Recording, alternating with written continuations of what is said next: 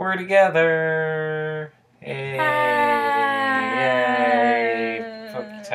Touch, physical, together again. Summer vacation. Yes. I wish it was summer vacation for me. Episode 31 of the Oddcast, and we are here in Victoria's bedroom. Our regular filming spot is I put new posters up. Yes. Yeah, actually, Devin helped me put the Our current posters filming spot is currently occupied. Regular filming spot is occupied, and so we're here. So look, it's weird because it's like this is where Victoria is normally when she's alone, but now she's moved over because it's two of us here. Huzzah! Yay! Yay! What are we talking about today? How the imagination station works. Yes, mysterious. I wasn't sure for a while if this should be a headcanon or a discussion video. Discussion.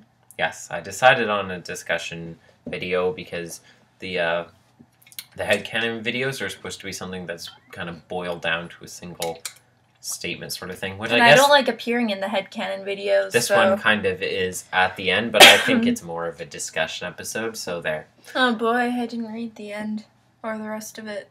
Yeah, Victoria didn't read any of the notes, so she has no idea what we're talking about today. No, she's not. I'm joking. So, before we start, a couple things to mention. Our YouTube channel's past 3,000 views. Yay! Ow. Yeah. Why are you intent on hurting me?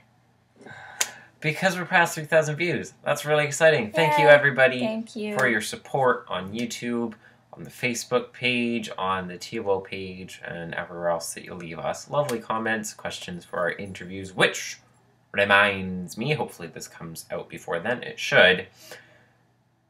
This Saturday, which is going to be May the 31st? Something like that. Yes. May the 31st. It is going to be our interview with GARRETT VANDENBERG.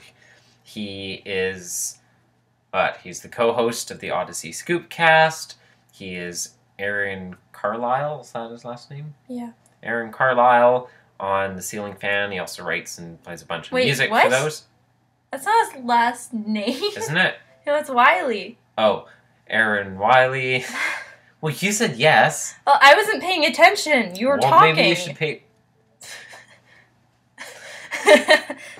On The Ceiling Fan, he writes the music for the popular YouTube channel Blimey Cow, which includes Messy Mondays. He also wrote for them the episode which was unbelievably popular, How to Write a Worship Song in 5 Minutes.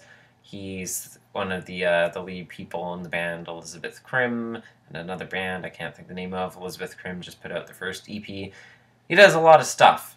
Super cool guy, super legit. We're interviewing him, so once this comes out, there'll be a short amount of time left before Saturday night for you to send in questions. So please do so on our email, in the comments here, on my Facebook page, or the Oddcast Facebook page, whatever.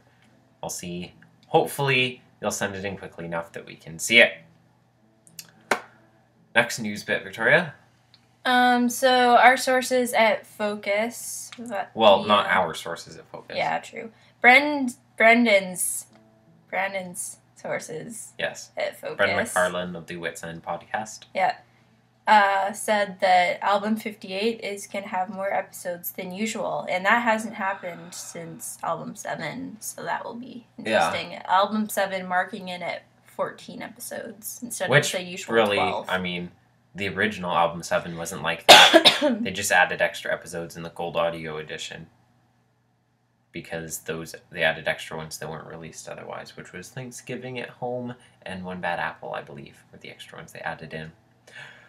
The OAC has been releasing the Odyssey animated adventures, animated works, movies, thingies. And considering we've only 3 of them are out now. We've seen 3, Flight to the Finish, Last Days of Eugene Meltzner, and the other one.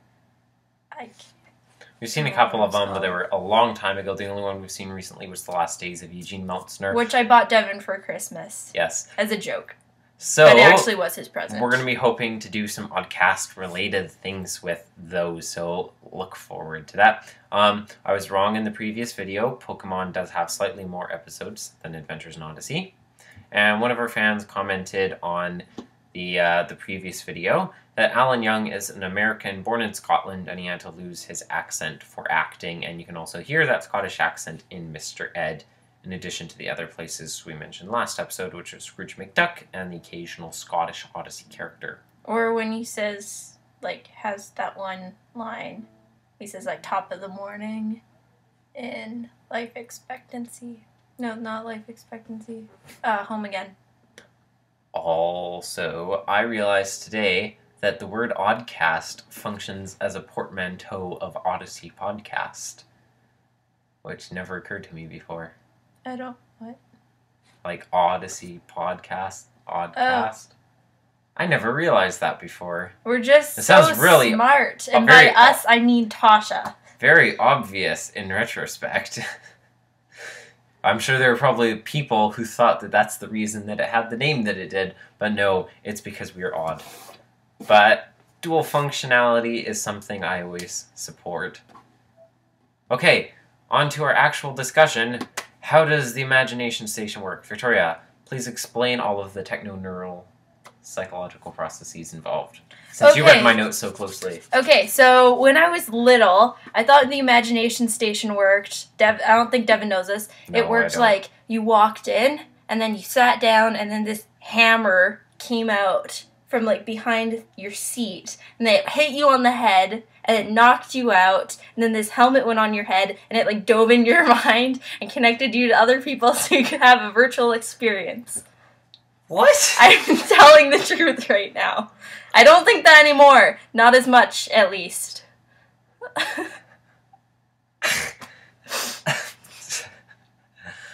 I'm not kidding. I'm not making this up. Definitely did not know that. So is that neurological enough for you? That is news to me. I don't even know how to function words together to express my thoughts on that. Thank you. That's what you come here for, folks. Hard-hitting analysis such as that. That was like a really cartoony thing, but then I realized Wit is smarter than that, and I sure hope so. You never hear any like sound effects that you'd hear when someone gets hit on the head when they go in, so that like crunch. No, like a cartoony sound effect, like a horn noise or something. Oh. Something over the top that I don't like. Why would you hear a horn when you hit someone on the head? I don't know, they do things like that in the live shows. You hear, like, crackle crunch from their skull caving in. Like, that escalated quickly. You're the one who escalated it. You're the one who said they got hit in the head with a hammer until it knocked him out, put him into, like, a comatose That's what I thought when I first started listening to Odyssey when I was 7, 6, 5, something like that. Okay, let's start with actual things based on facts. You don't know I'm wrong. Let's start with facts. What it would explain a lot. So the first question we have to ask ourselves as we analyze this is, what are some peculiarities that we know about the experience of being in an imagination station adventure? Now, some points are time can pass normally or quicker or slower in the adventure than it does in real life. Example for this is Moses the Passover, where 3 days passed for Jimmy and George, while it was only 15 minutes in real life. When does it pass slower? It always passes faster. Yeah, I know. I'm just saying that maybe it could pass slower if it can pass faster. It's possible. Like Narnia. It's possible. Yeah. Although I would tend to doubt that the brain can process any faster while in the station. So I imagine there was a lot of, I'll get into this later, but there was a lot of stuff that happened in those 3 days for George and Jimmy that didn't actually happen and process in their mind, but it just seemed like it happened and that time passed. Which is why, for example, in The Impossible, I always thought, they were on such a tight deadline, why didn't Wade go into the imagination station and work on it in there? Because time passes slower in there. You'd have more time to work on the invention. But I think it passes faster in there? No, it passes slower. Time passes slower when you're in the imagination station, so you'd have more time. Oh, right. Yeah. So, but I was like, I think the brain probably still processes at the same speed, so you couldn't actually figure things out any quicker in there. I think makes sense. It's kind of like when imaginary people come and talk to you in your head, but they can't actually tell you anything you don't already know. You know? Like with Trent? Or are you speaking a personal case? Trent is a good example to use. He's probably the best example to use. Thank you. Unless you have personal I thought you meant me when you said that. Share. I don't want to share. Yeah, that's what I thought. Another thing about the experience is the person can experience any number of things, including things which may be against the laws of physics. It was kind of hard to think of a good example for this. I chose A Time for Christmas, which is an example of someone, you know, being in a place where no one else is aware of them. They're like ghosty there, metaphysically speaking. Another thing is the person with the proper concentration, focus, and imagination can manipulate themselves and probably their surroundings, which is, of course, the focus of A Touch of Healing, where people with physical disabilities were able to lose them in the imagination station, such as Zachary, which makes sense. It's built on the imagination station, after all, it's built on the imagination. It's built on itself. Yes, it's turtles all the way down. The final point I have for that is that the person in the adventure appears to be moving around and running and jumping and talking in the adventure, but their body never collides with the machine, so it seems that their body isn't actually moving around inside the machine. Yeah, I thought they originally did that that was before my hammer theory, by the way.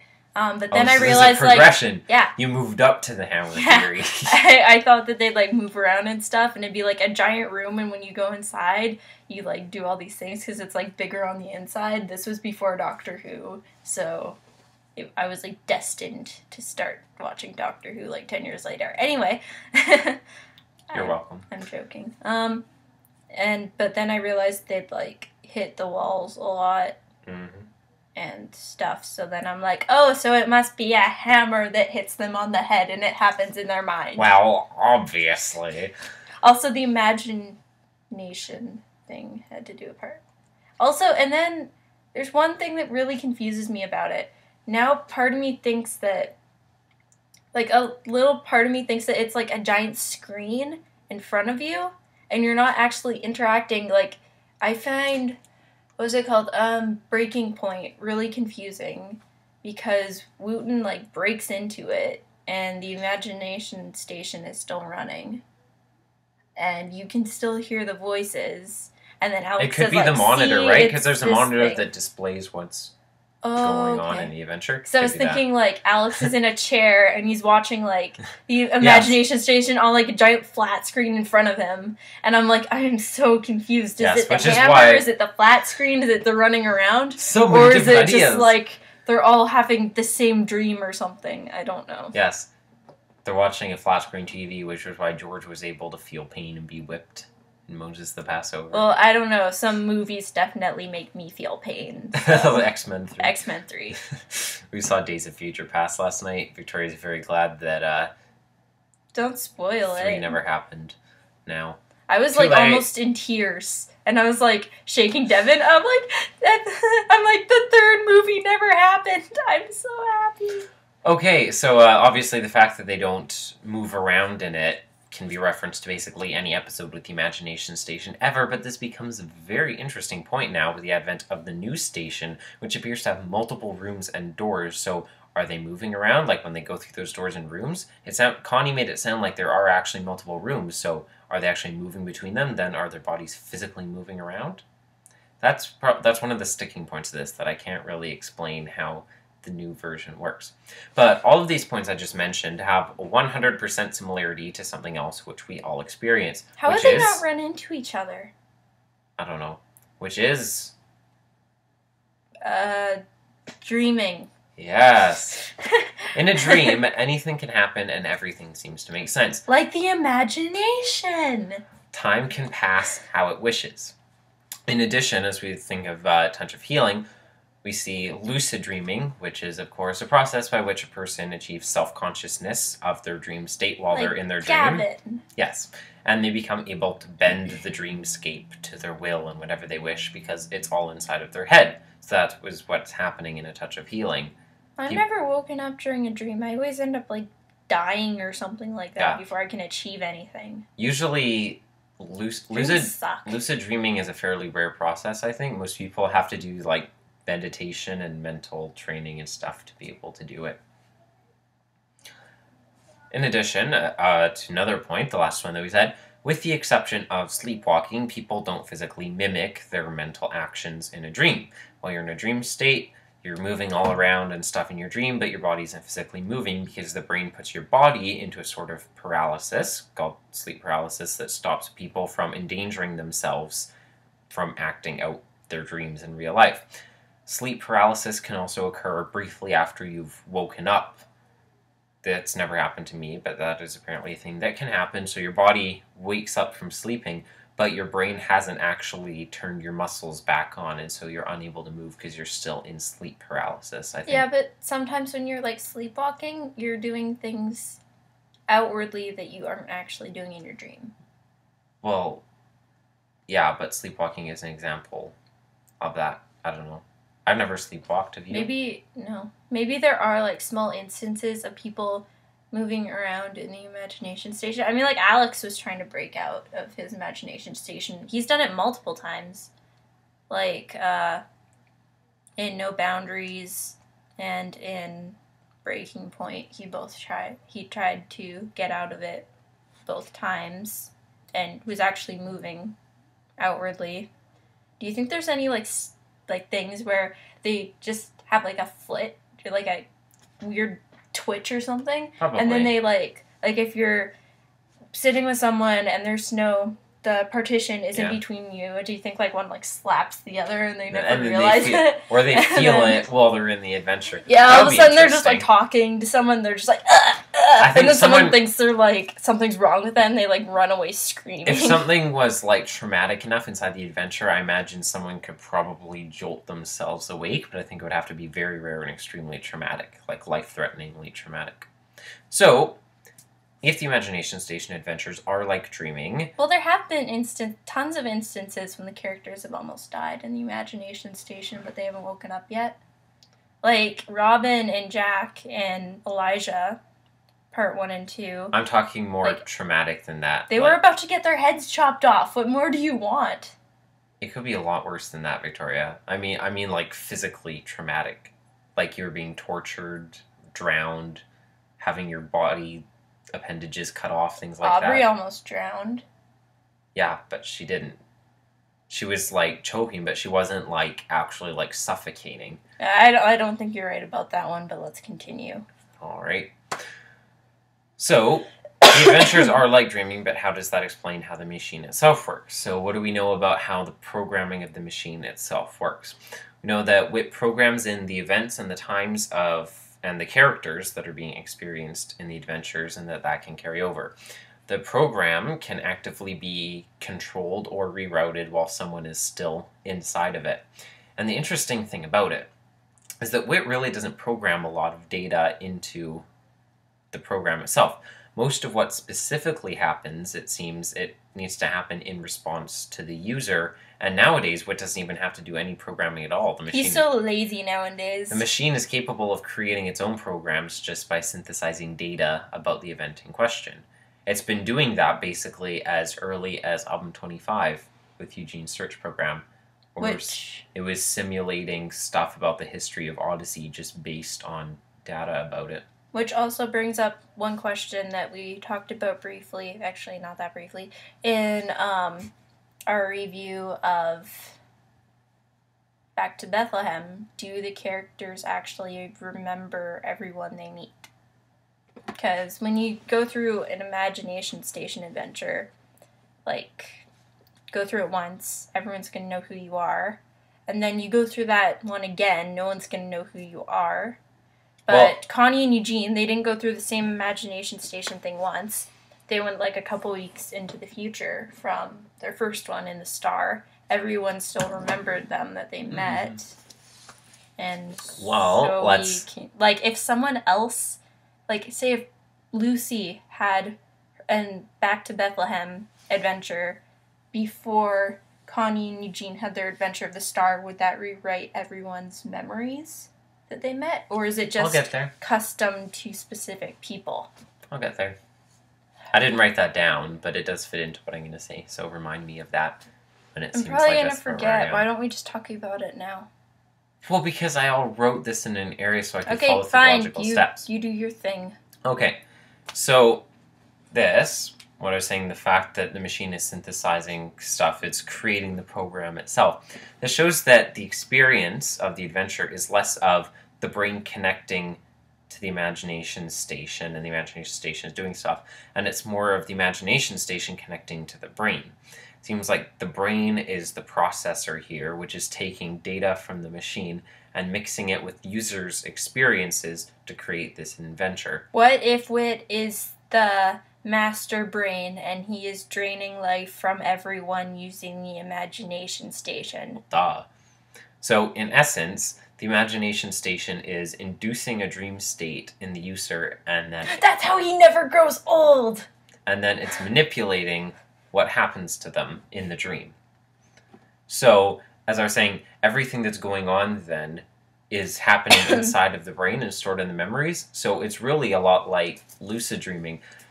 Benjamin remembered who Connie and Eugene were because they remembered him and they remembered the experiences, and they were causing him to have that shared memory. Because basically all of the data, the memories were inside their mind. So as this program was streaming into their mind and it's shaping around their own user experiences, they saw him and they remembered him and they believed that he should remember them, and so he did. So let me get this straight. Is this like in Chain of Memories when Sora went into Traverse Town, no one remembered him, and then all of a sudden they did?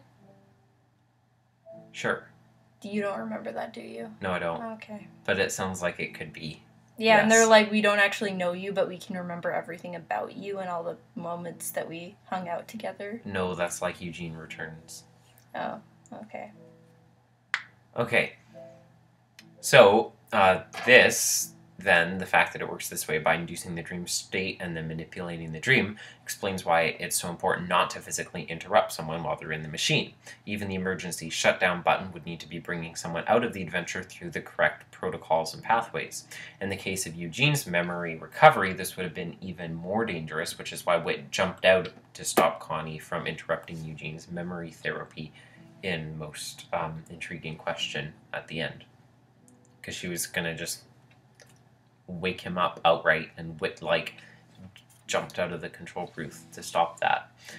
Waking someone mid-adventure is even compared, only moments before in that same episode, to the dangers of waking a sleepwalker, which, is literally almost the same thing as we were just saying. Although Connie and Bernard and Tom aren't exactly the most credible sources on the intricacies of how the imagination station works and affects the human brain.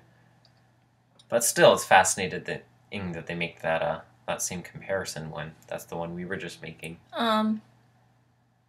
I keep on wanting to bring up these things, but they're always literally the next thing on your list. It's because I'm thorough. So apart from these theories, it is clear either way that the imagination station deals very strongly in the analysis, at the very least, of the user's higher brain functions. In Blackbird's Revenge, Wit clearly indicates that the imagination station has real-time MRI-like brain scans, that he's able to look at the changes in certain areas of Aubrey's brain activity. What's MRI? Magnetic resonance imaging. Mental respiration. Integration. Importance. Yes. So this all makes sense, as these previous theories I've said support the idea that the imagination station is strongly connected to scanning and manipulating the user's brain. Now, speaking of manipulating brains, this raises a very interesting point in the Novacom saga, and more specifically, the Eugene Returns trilogy. Now, Eugene and Andromeda's radio wave study, the RWS, was to invent a method of converting brainwaves to radio waves, and vice versa, with the secret end goal of sending radio waves which could control the mind. However, it seems that this is, in essence, what the imagination station has been doing all along. It's using its own radio waves I told you it was evil. To manipulate the mind, to stream this data into the mind, and induce this dream state and control what happens within it. So this is especially notable since Eugene had been working closely with Whit on this machine for years before the RWS. So if this is how the imagination station worked, then why did Eugene take so long to accomplish the goals of the RWS? Well, we have always known that the imagination station was using tech, which is very similar to what the RWS accomplished. That's why Andromeda wanted to steal it. They wanted to use it as the hardware to deliver it because it works almost the same way. The interesting thing about this theory is that Andromeda wanted radio to brain conversion, and so they asked Eugene's team to develop brain to radio wave conversion so that they could reverse engineer it. And it's likely that while the imagination station didn't have exactly the level or the type of radio to brainwave conversion that Andromeda wanted, Eugene probably accomplished a lot of his research with the study and was able to do it so well and succeed, largely by reverse engineering the imagination station's technology. So it's possible that if Andromeda had known how the imagination station worked from the beginning, they could have actually achieved the results by themselves much faster by adapting the imagination station's technology faster than by having Eugene and their science people and their scientists double reverse engineer it, turning the imagination station into his study and then back into their stuff. If they'd known they could have done that. So I would imagine then that Eugene was able to successfully make the conversion because of all the work he did on the imagination station. It took him as long as he did because he still had to reverse engineer it. Now, in the Eugene Returns trilogy, Whit upgraded the imagination station by taking Eugene's research and integrating it into the station so he could download everyone's memories of Eugene and then upload them back into Eugene's mind.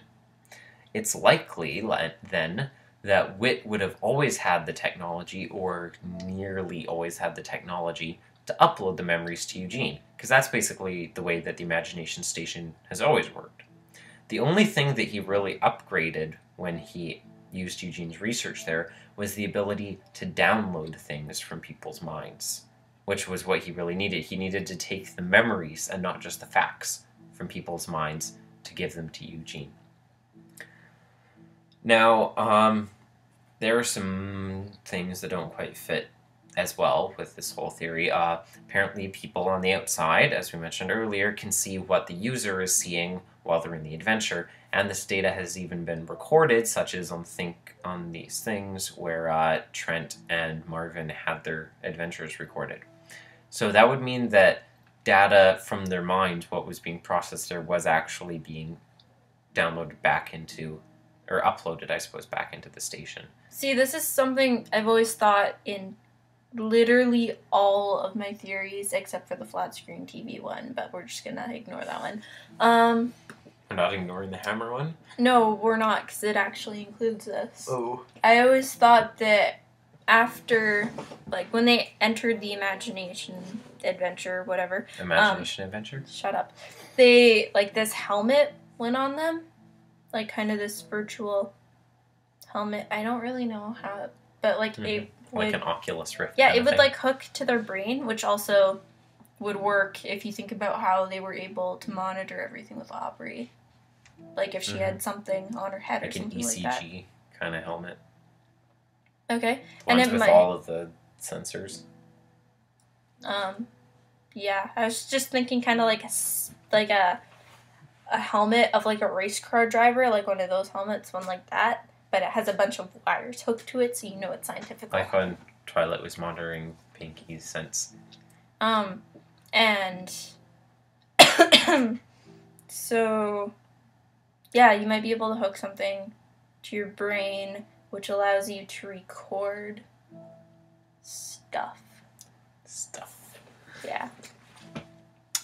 So, as I was saying, these things all happened, but I'm going to go out on a limb and say that kind of recording and being able to see it was possible without the actual ability to download pure memories from the mind, because otherwise Whit wouldn't have changed anything in Eugene Returns, and that wouldn't maybe make any Whit has sense. like this vacuum that he uses on people after he knocks them out with a hammer that like I'm just gonna sucks go out into the their next memories.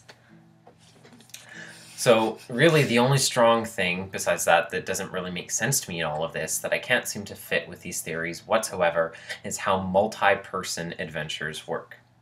Because if we're going with the idea that the majority of all this data processing and all the user interaction and stuff is going on inside the brain of the user, then how can multiple people be in the same adventure, interacting with each other, talking at the same time? Forget that. I want to know how people enter through the control panel. I've never understood that. Well, I guess they enter. Is it like a giant box room, or is it just like a little... Not the control panel, the control booth. The control room. What's secret room? What? No. No? Yeah? They enter through the control room? Yeah. I thought they entered through, like, a little panel that what types things on. No, they're entering through the control booth. I just listened to the episode last night. He said 2 people can now enter it through the control room. Never mind, continue. So it would work basically the same as the imagination station does. Mabel's got major connections. Yeah. Ha ha ha ha ha. So, yeah. How can multiple people be there and talk to each other when all of these things are going on inside of their own brains, unless, you're taking like a firewire cable and plugging it into each other's ears? So is this some sort of collective hallucination then? Is there some sort of psychic whatnot happening? Or are they all getting hit on the hammer and hallucinating? And we might say that people's choices and their interactions are being uploaded back into the machine, and then it's sharing the experience across both brains. But if the imagination station could do that, it would have already be doing exactly what Eugene discovered with the radio wave study. So maybe Whit just drugs everyone so he can teach them lessons or something. No one's ever actually been on an imagination station adventure. They were just on acid and they thought so. Whit hit them in the head with a Bible so they learned, well, the whole time they were out, and it caused them to learn lessons. By osmosis. Or diffusion, by diffusion. I'm sorry, people always say osmosis when they're not talking about water, and that's not correct. Well, James does it all the time, but that's on purpose. So, if they could do that, like bring it in and bring it out in order to share the experiences like that, Eugene wouldn't have had anything to discover with the RWS, so he wouldn't have had to discover it in, because he would have already known how to do that with the imagination station. There wouldn't have been any upgrades either to do in his Return trilogy. So obviously that's not the case. I have no idea how that works. So in summary, apart from the troubling issue of multi-person adventures, this theory on how the imagination station works seems to be fairly strong. The machine induces a controlled dream state in the user, and it uploads data to their brain, which the brain then processes and interacts with. Eugene reverse-engineered this process for the RWS, and Andromeda reverse-engineered it for mind control. The other thing to mention, which is unclear, is the new imagination station and how all these doors work. So are there real rooms and doors? And if so, does that mean that the users are physically moving through the rooms and doors while they're in their dream state? Personally, I'm more inclined to believe that there's only one room and there's doors, and those are real, but beyond that, there's no, a whole bunch of other rooms. Connie did mention in album 50 that the new imagination station had, all these rooms and hallways, but that could just be, an illusion of the machine. Well, maybe everyone at all times is in the imagination station. I was going to say, there's no swears, so, everything's censored. I was going to say, Wit's End, doesn't really have room to add a whole bunch of extra rooms and hallways for it, but it's Snoopy's doghouse, right? It's the TARDIS, so you can make as much room as you want to fit Mary an imagination Poppins station. or Hermione's bag, if you will. Yes. Or the TARDIS. Because what's time? You already said that. I know. I was just saying other things that are bigger on the inside. But what if, wouldn't it be funny if... Okay, this first part isn't going to sound funny. If someone sweared in the imagination station and this black sensor bar went over their lips, just it appeared for a second and made a beep noise. It's censored. Be like. And which just not in my room, not in my station. It would be funny if when people in Isaac the Chivalrous then, once they thought they were at the imagination station, if they started to suspect that this wasn't real life that they were in, then they did something like that to test and see if they were actually still inside the station. Or replace them with like nicer words, like it's instead like of Inception or something, you know. A word, you would say pillow or something like that. Okay. So that's about all we have to say on how the imagination station works. I think my hammer theory is more correct than yours. Probably. Okay. But, so yeah, I guess we already summed it up for you. I hope you found that interesting and enlightening, other than those few things it doesn't really seem to gel with very well. I think it's actually a pretty cohesive theory on how everything works. As I was writing this stuff down, I didn't really have a whole lot to say, and then more and more things start coming up, especially with Novacom. All of a sudden I had quite a lot to talk about. And with me. Yeah. Well, I didn't add you into my notes. Sorry. So, I think that's about all that there is to be said on... I have no friends. I'm just gonna drive into the sunset. I think that's all there is to be said on how the imagination station works. Hopefully you found this episode informative. Tell us if you think my theory is more right, or Devin's theory. Vote down in the comments. Give us a thumbs up if you think I'm right. Give us a favorite if you think Victoria's right. Or vice versa, or both for both, yeah. Comment either way. We're horrible. I feel dirty just asking for people to subscribe to us. It's like, ugh. I was joking. The worst kind of YouTuber. I was joking. Ugh. Next thing you know, we're going to be going on other people's videos to comment that we want them to come to our channel. No, Check out our Minecraft Let's Plays. I know most people won't read this comment. Love me! Ugh.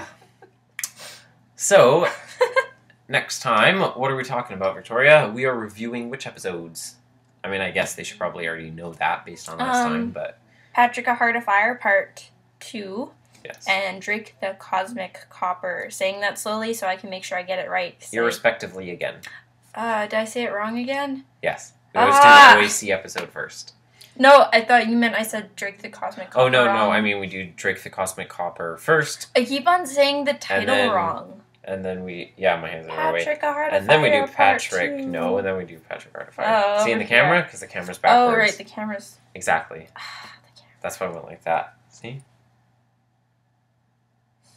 So, yeah, that's what we're doing next time. Tune in for that. Sending questions for Garrett. Ask him all sorts of things, and then we'll be talking to him, and it's going to be cool, because he's cool. Ask him what his hobbies are, where he sleeps, where he goes, where he eats out. I don't know. I know. Anyway. So, until next time, I've been Devin Francis. And I'm chewing gum. Oh, we're together again! Yay! Yay! Just hands on in frame. Let's stop.